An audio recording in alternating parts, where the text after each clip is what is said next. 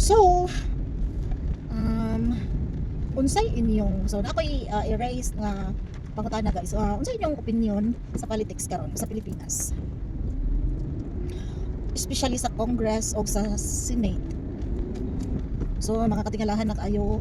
So naamang gyud mga tao nga dili na to kalikayan nga mga greed gyud sa greed gyud sa mga posisyon or kapangyarihan. So mao na si Soto, na si Lacson. Pero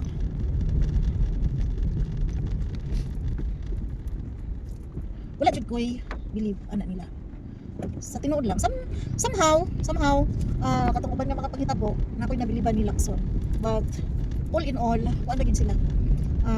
Tao gid sila, tao nga normal nga tao nga walay prinsipyo. So tungod kay normal sila nga tao nga walay prinsipyo, mo nang mga traidor sila. So ang kuan man gud guys, ang kakampi, ka-alyansa or what do you call this one, kanang mo kuan nimo ba mo pabor mo laban is ato gina nimo kuan unsa gina nimo masuta ato gina nimo masuta guys kung naa ka sa kagipitan kay kuan pag naa ka sa kagipitan diyan gid ka ana nila. So pipila na lang gid ang standby you, pipila na lang ng standby you nga mga kuan, especially sa imuhang mga kaibigan, kakilala, especially sa imuhang mga katawa ko guys kay ning babag ang kuan abansa naman gid na adto nimo mahibaw-an kung kinsa ang imong amiga, imuhang kakampi sa kabait. Kay naay uban gid guys, dili man tanan, pero kung kinsa pa noon tong gituuhan nimo nga imong kakampi, imo ang kasangga ba sa hirap at ginhawa, mao pay mo kuan sa imuhang pagmaliit sa imuhang pagkatao. So unay pait sa kalibutan guys, kaya lagi mga tao giday ko na bisan unsaon gyud lagi mga tao nga inon ana. So kung sila na po'y naa dito na magawas, dito na magawas ang batasan pag sila na ang nasa posisyon. Kay gusto man sila nga mao na ilahang posisyon. So mao na siya guys ang politics karon sa Pilipinas, makasad makalagot, gusto na ka kung pwede pa lang kuan jud ka, pero unsa lang man ato mahimo in town, igo na lang tiguro ta sa pag-type sa mga comment section. Lagi na ang nasa Pilipinas, sa mga provinces nga kuan, nasa mga provinces nga lugar. So ingon anak ka makasakit sa dughan kung unsa kagwapo ang Pilipinas gibiyaan ni FPRRD. Yung anak siya kalugmo karon.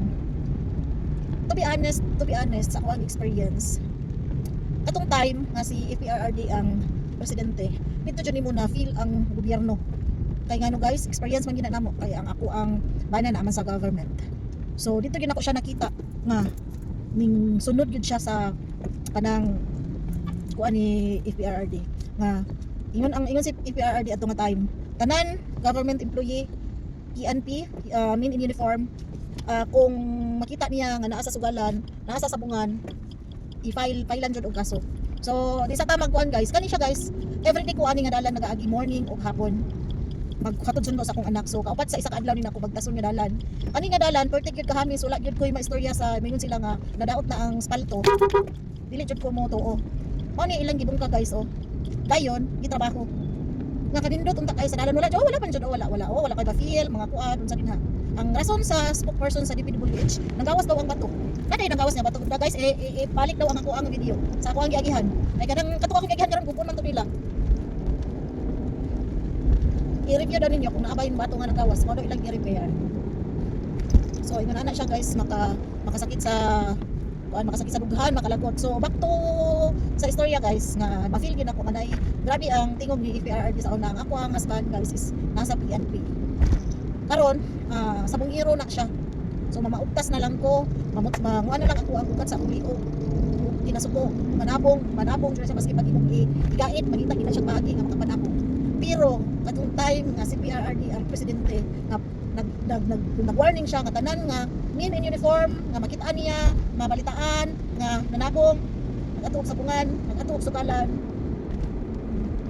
automatic dismiss, file ang kaso. So tinuod man gyud guys, dili man gyud siya atik-atik. Ay akong husband ato nga time dili gyud manabong. Mapulaan na lang pud ka guys. Mapulaan na lang pud kag lantaw sa iyang naong kay nara permi sa balay bulay duty. Kay dili sila pwede magsabong-sabong. Ang mura man na yung outlet. maro man lang yang outlet na siya, wala man mi farm, wala mi mga unsa-unsa diya nga businesses nga mo adto siya. Wala man mi kun ana. So wala gid sila yung outlet is ang sabong kay mao jud na iyang nakadak-an din sa ilahang family both sides. Ang mga lalaki mao jud na siya ang ilahang kuan, ilang issue. So nasa bloodline nila nga mga sabongero sila guys. Pero kadto nga time nga si PRRD ang presidente, dili gid sila mo dili siya maadto og sabungan. So dito gid ako na feel nga kuan plus natoy kuan guys kanang 888 nga tanan mga tiwali nga government employee nagagamit sa mga government vehicle o kanang wala lang gamit lang dili gyud na nimo siya makita. So yun ana ako guys taga-takon ko namin sa takong nagpuyo. So sa akong driving nako sa mga 7 years sa driving. Pero kabalo ba mo nga kanang Davao dito ko mo-drive ana. Tungod mahadlok ko magkamali sa Davao guys. Mahadlok ko magkamali sa Davao.